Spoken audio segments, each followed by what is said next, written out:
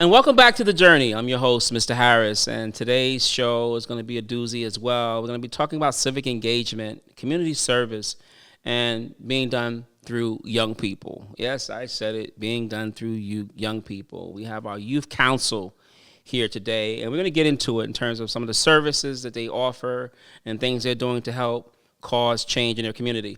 All right, we'll be right back. I'm your host, Mr. Harris, on The Journey. Stick around. Welcome to the Mr. Harris Show. Welcome to the Mr. Harris Show. Welcome to the Mr. Harris Show. Welcome to the Mr. Harris Show. It's called The Journey.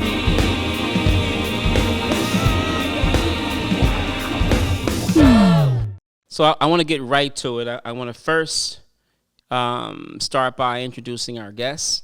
Some of these faces look familiar because these are homegrown RYC children. All right, so they've come up in the program. They're involved in MWAM. They're involved in I Belong. Some of them are in, this is you council. So yeah, you sometimes you see some of the same faces because they're some of the ones who are the most active in the community, and we're going to talk about the importance of that and sticking to that and how to get others to get involved. We want the audience to know what youth council is really all about, and it really has two levels to it. One is the work that we do to help cause change in our community. We're going to get to that later. That's the fun stuff. But then the other stuff is like we actually attend precinct council meetings. And so can you talk about what youth council does with that and how that all works? So once a month, we attend our community meetings within our precincts on the Bronx. So we go there and we attend our meetings and we listen. And if we have a problem, we address it. And sometimes if you don't have a problem, just listen to other people's community concerns. And from there, we bring it to this meeting or like the bigger meeting with other members from just the council. And we talk about how we can come up with solutions. Fantastic. So when you go, which precinct are you in? I'm in the 4-2. 4-2. And see, first of all, how many teenagers even know what precinct they're a part of? And when you go, how many other teenagers are there when you go? I'm the only. Hello? Say it again. I'm the only one. Sorry, 0. And so that's a problem, right? And so it's not anyone's fault. It just needs to be fixed. And so when I used to go to precinct council meetings, different ones, I would walk in with teenagers. And it was like I was the zookeeper with baby llamas. You know, people looking at me like, what are those? Those teenagers? I ain't seen one of them in a long time. And here's the problem with that, right? Because a lot of times when they're talking about issues and problems, sometimes it involves young people. So if you're talking about people being in front of a specific bodega and causing some problems, or loitering in front of different buildings, or whatever the case may be, and then the young person stands up and says, yes, you're right, Ms. Johnson, that is my friends and I, we're the ones up there on the floor running in the hallway. I'm on the track team, and there's no place for me to train. All the community centers are now closed. So now we're looking at a different problem, aren't we? We need community centers in our community, not yelling at someone for running, right? So like, that's the importance of having young people. And also, young people should be a part of problem solving. They can't be a part of that if we don't tell them what's happening. So we thought it was imperative that young people not just attend the precinct where Renaissance is at, but every precinct in the Bronx. And so there are 12 precincts in the Bronx, and I believe 3 PSAs, which means those are in NYCHA developments where they have their own headquarters. And so that's a lot of ground to cover. So we try to pick a couple of people from each area, go to your precinct meeting, come here once a month, and then we talk about all the acronyms that you don't understand. City Council was there, the DEA's office was there, and this person talked about this, and they talked about DYCD, and what does that mean? And so we explain those things to them, and then they become empowered. In addition to that, sometimes they want to say things and don't know how to say it. And we talk about it there. So that's part of what it's all about. In that meeting, if you could pass the mic over to Jess. And in that meeting, we call the order. First, we have dinner, right, for everybody. We feed everybody. And talk about who's there. We have, on the meeting and what happens with roll call and all that stuff. So in our meetings once a month, we have everybody from youth council. So if you attended your meetings, we would hope that you would be there in the monthly meeting so that we can hear what you had to add to the group. We start roll call. So we start from the 40th precinct, which is my precinct. Then we go to the last precinct and we say who's here in that precinct. And then after that, we then talk about the things that we heard in the meetings that we attended. So whether that be concerns or positive things we have to add, new things that we discovered, interesting facts that we want to tell, these all come from the precinct meetings that we've attended in our individual precincts, and then we share it together as a group once a month. Awesome. Very good job with that. And how do the young people get here? So sometimes the NYPD, since we partner with them for this, they drive them in the paddy or in their car. Don't or, say it like that. Now, I'm not sure. What. Not the paddy wagon. They don't get by the paddy wagon. They get here in police cars or Yes, police the vans, car. right? Or their SUVs. And for that, I want to publicly thank NYPD for that, because our young people need safe passage. Right. And so a lot of times, you can live in Soundview and be like, yo, I just can't come through and get to the South Bronx because I got beef in that area, or, my mom won't let me go because whatever. And so the officers pick them up, they bring them here, and we have that meetings. And eventually we want to get to the point where some of the kids feel comfortable enough to come here on their own. And so that's what the Youth Council is all about. For those of us who are listening, no matter where you are, I would strongly encourage you to do this in your community. And if you guys want to echo in on this, be prepared, because I'd like for you to do that. But from an adult perspective, it's a lot easier to work with young people and to explain to young people when they understand the problem. It's no difference when your kid asks you, Mommy, I want to go to Disney. How many times can you say I can't fit that in the schedule? At some point, you got to say, Mommy, Daddy doesn't have the money right now. And so when we raise enough money, save enough money, that's one of the things I'm going to take my baby to, because I know you really want to go. Then kids understand that concept. And they understand, hey, I can't get this bike, or I can't get that because I'm saving for Disney. Same thing here. If there's problems in our community, I don't care what the problem is, whether it's sanitation problems, whether it's a lack of funding for SYEP, whether it's like streets that are blocked on 3rd Avenue. We have all these cars that you can't even get down the street. You can complain, but sometimes we need to understand the problem. And sometimes some of the best solutions come from young people. So I would encourage anyone who's able and have the capacity to start a youth council in your community. But what do you guys think is some of the biggest takeaways from your being involved, and how has it made you more community-minded, or just being better in terms of being civically responsible in your community now that you're a part of youth council? Seeing a lot of youth like me and older come together to really talk about like community issues that we wouldn't be able to talk to with other people, I feel like it just motivates all of us to really push for this change. And I feel like it gives us the mindset to really like help change the community instead of just saying that you want to. Right. And I feel like being able to be around people who you never thought you would be around and hear about their ideas and hear about what they care about, and you might care about the same thing, and you guys could come together to create a solution. I feel like there could be like a lot of problems we could solve in the community by coming together. And I feel like when we do this every month, I feel like it gives us another battery in our back to find something else to fix. Yeah. Good point. I love that.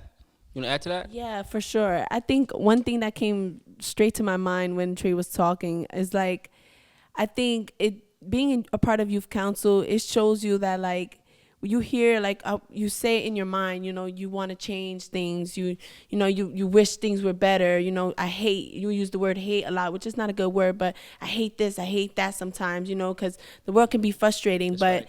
Joining youth council, it really showed me that in order to see change, you have to be changed. So be the change that you want to see, So joining this with the youth, I feel like we are being the change that we want to see in the community around us, and that's where it starts. Yes, I love that. You want to add to that as well? Yeah, I really agree with that, because you can't make change for the future if you don't have young people in the room. So it's like you're all planning, you're all trying to figure things out, but when you try to bring about those change, it won't be effective, because when you bring it out, they're dumbfounded. They don't know what's happening. So it just doesn't make sense to go about making change for the future without the people who are going to be living in that future. That's right. That's right. And I know it's really tough. And people can say, I can hear you right now listening to this podcast, be like, I try. Young people don't show up. you know, or when they come, they just want to go to sleep, and they don't get involved. And so what I would suggest that you do is don't stop. You are a young person, and start asking yourself, what did it take for you to get involved? Here in New York City, we got 1.5 million between the ages of 13 to 24. 1.5 million. That's a lot of young people. You're trying to tell me I can't find, and then it's been tough. I can't find a handful to get something started. And here's how it works. You get a handful, then it grows. Next thing you know, you got 2 handfuls. Next thing you know, it's exploding with people who have a lot to offer. But getting started is really, really tough. And I know that. And I just want to encourage everyone who is on this journey to get young people involved, to be civic minded. And I'm looking at this paper because I was looking at the word civic engagement. And I really want this to be what we're all about. And you said something really important. I just want to go to that first, too. We were heavily involved in the United Nations.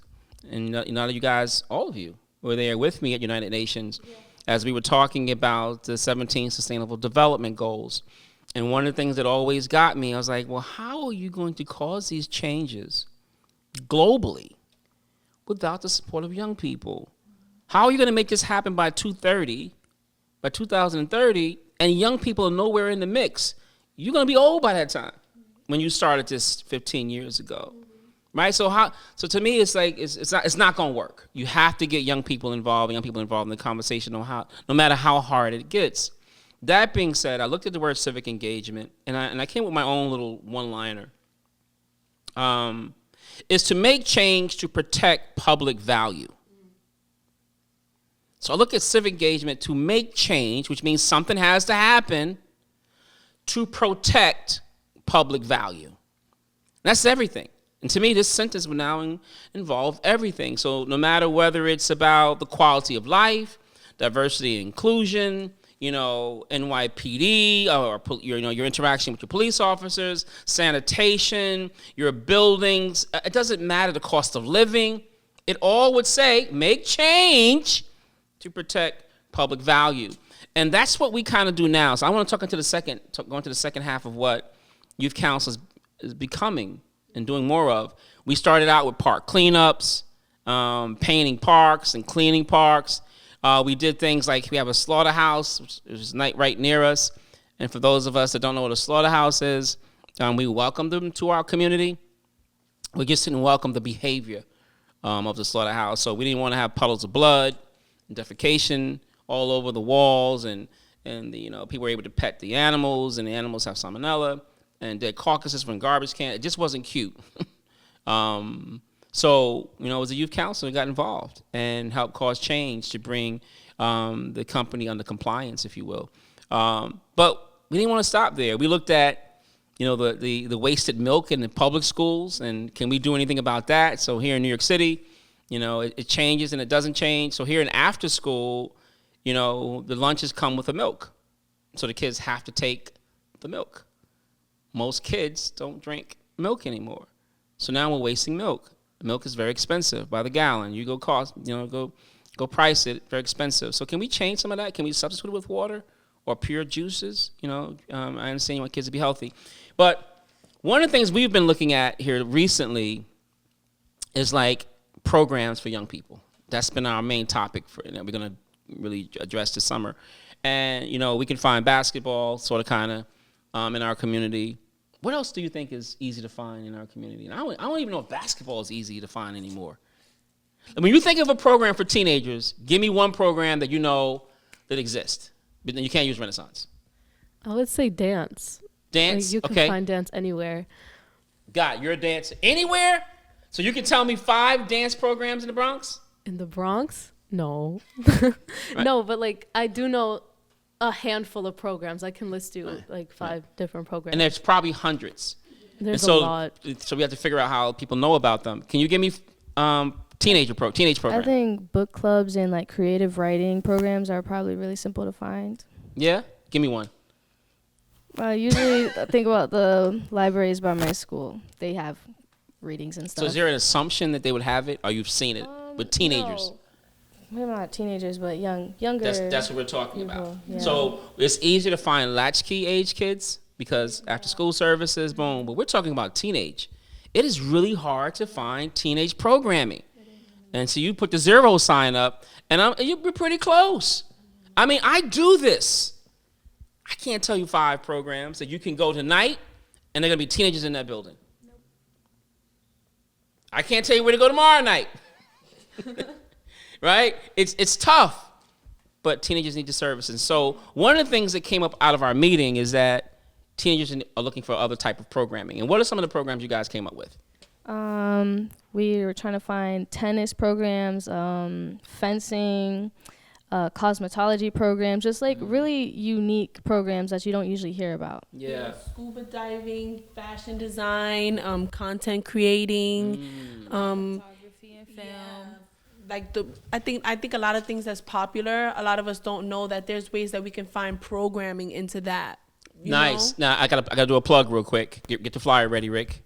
We are now overseeing a program called Neon Arts, and Neon Arts is in all 5 boroughs, and it is for ages of 16 to 24. And some of the program that you just mentioned is what we're offering, right? Content creation. Prince Nerds, big shout out to you, my brother. You're gonna get a couple more people hopefully from this show, but they're there. But here's the problem once again, right? How do you get young people to know about it, young adults to even know about it? Like, it's really tough to get the word out, but programs are out there. I do believe they're out there. I know they're out there. We just don't. Somewhere out there, beneath the purple. All right, and I'm a singer. All right. So cool. So what are we doing to help that problem? What is Youth Council trying to do? We are trying to create a directory of all the unique programs that we are able to find for youth like us. So we're trying to. We're not trying. We are. Come on. There it we is. We are going to, this summer, we're trying to figure out. Trying? We are trying to figure out how we're going to do the tour. We're Yeah. trying to figure out how we're going to navigate. No, we're going to do it. We're going to do it. We're planning. We're planning. Yeah, let me use that There word. you We're go, there you go, planning. there you go. We're planning our tour this summer based off civic engagement. So this summer, we are going to. There you go. Invite all of the camps, and when you have camps, you have SYP workers, and we are trying to get towards the SYP workers because they're teens. So we are going to have our different stations of Youth Council and programs that we found, and we are going to have 3 SYP workers look about all the programs, go check them out, give a recommendation, a review, and tell us if they're really legit or if they're not.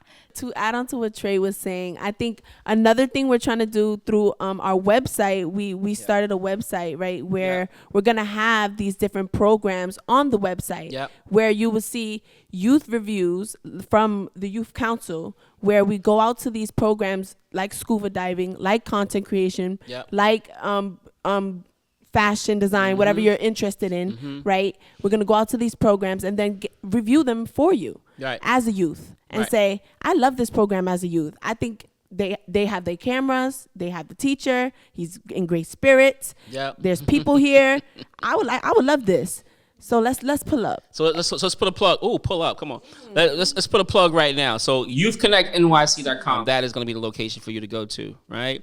And so that's happening. And then we talked about the Youth Connect tour, which is also going to be happening. So if you're doing some amazing stuff in your community, or even if you have some teenagers that you would like to highlight, that we can give proclamations, get the local officials to give citations to, let us know. We're coming to all 5 boroughs, all right? And we want to make sure that we shout you out, right?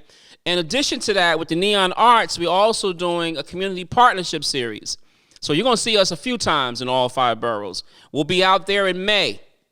And then the Youth Connect tour is going to be July, August. All right? So again, keep checking with the website, get the information, come on out, celebrate, get some good food, some good music. But also we want to learn and get some new relationships and new partnerships with other programs. All right? Here's what I want to leave. I want to leave the show with all of you signing off saying, and really, I want you to make your cry to young people, I often say that there was a time when we had at-risk youth, and those are the youth who are just really getting in a lot of trouble and failing out in school, high teenage pregnancy rates, the whole 9, high risk, I get it.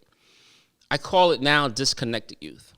right? I'm not bothering nobody. I'm just sitting home doing nothing. Time is just passing by.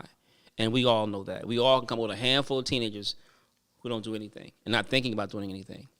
I want you to speak to both populations, the at-risk, the disconnected, and why they should get involved, and whether it's something like youth council or just how important it is for us to find these programs, these unique programs, and make them available, but they should get involved in something.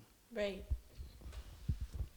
I think what I would tell youth today is don't wait, because what I hear from a lot of young people that I know is, oh, I'm waiting for college, oh, I'm waiting until I leave school. But I feel like right now is such a good time to start because you're not doing anything most of the time. So it's just perfect, and you don't have to stress about working yet. You don't have to stress about bills, taxes. We're not there yet. So I feel like you have so much free time and so much ability to begin things now.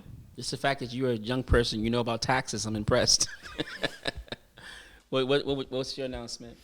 I would say that we are all here because we all have a purpose, or we all are here in this life to do something. So my thing is, even if you feel like, oh, I don't want to do this, I don't want to do that, you can try it and then branch out from there. Yep. Like, oh, I don't like playing sports, but you like cleaning the field, or you like creating the uniforms. There's always something out there for you, and you can't say that there's nothing, because there's so much in the world that like isn't even discovered, and you can discover also. So I would say that. Great point. Good stuff. Great message. What I have to say is just be involved in your community. If you see something, say something, give your input, because you never know where it could go. And I feel like if you want to see a change, you have to be a part of the change. You can't just see it happen from anybody else, because it could come from you and it could be very big. So I feel like you need to take all your fears away, take all your doubts. You need to go for it and just go ahead. And I feel like as long as you have the encouragement and you know that the change that you want to make could happen, just do it. And if you want to see the change, you have to be the change. So. I like how that rings. I think my message would be for the disconnected youth. I think definitely finding programs. So just going on the website, our website, and looking through the different programming, you never know what kind of light, what kind of spark that could start in your life. And like, I think a lot of reasons why some teens are disconnected is because they haven't seen the right thing. They haven't been in the right room, haven't talked to the right people, haven't had the right experiences. And that comes through seeing new things. And so just go for it and just look for new things and try new things that are hopefully going to benefit you, because you never know where you'll be in the next couple of months or years or days because of it. Nice. Those are all great messages. And so anybody's watching this show and you say, hey, I'd like to be a part of this group. First of all, you can start a group in your own community. But if you're local to us, come on down. We'll take you in. If you're riding a bus and you see things that you don't like, or if you're walking down the street and you wish there's some things you could change, but you want to have a bigger voice, and that's how it works. Come on down and be a part of youth council, right? At the very least, as these young people just said, great messages, get involved. Don't go through the journey of life and not being able to be a part of something and experience in and everything that's available to you, all right? Be a part of it. Again, thanks for joining. Give a hand to my guest, the youth council, for being here today. And always in closing, make sure you love yourself. Can we give ourselves a hug real quick? All right, get that hug, right? And any love you got left over, make sure you share that with somebody else. All right, thanks for tuning into The Journey. Talk to you. Bye.